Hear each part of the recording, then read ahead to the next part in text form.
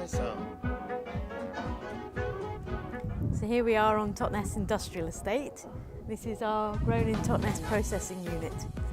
So let's go in. Be myself.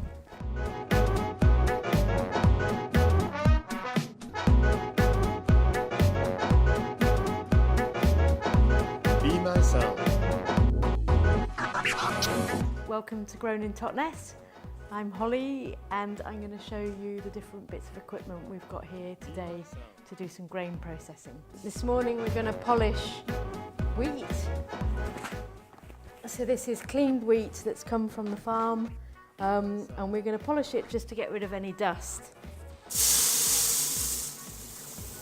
This pipe here is going all the way through to our aspirator, and the aspirator will take out any dust from the grain. Be myself.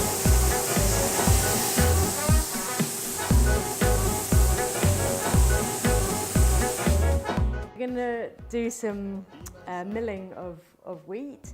So this is Meredith the mill. And we're going to put this wheat through the mill. So this has been polished. And this is what we've done earlier. This is our beautiful stone ground flour.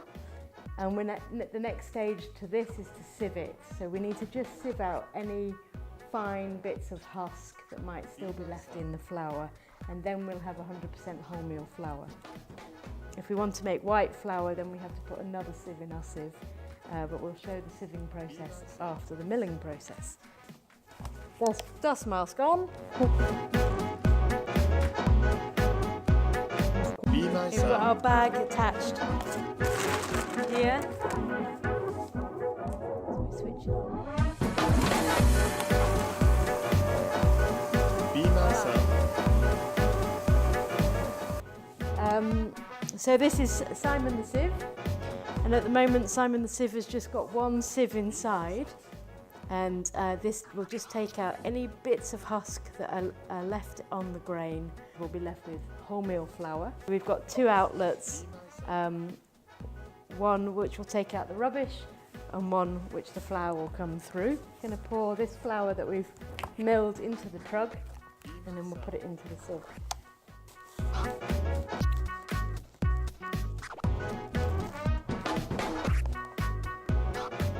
Be myself.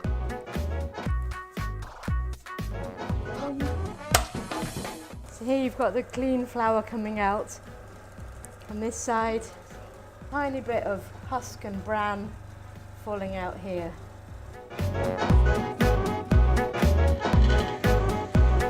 Be myself. So here we've got our flaking machine. We call her Florence. And we're going to try for the very first time flaking wheat so that we can sell wheat flakes. So this is our wheat that's been polished, and we've put 3% water in it and left it soaking overnight, because otherwise the wheat becomes very brittle and it just shatters when you put it through the flaker. So we put it in the hopper.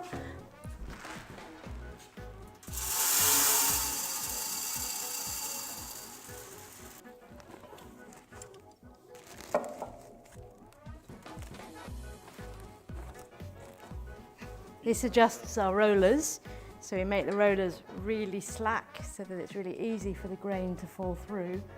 Now I think it's too much, now we're tightening it up.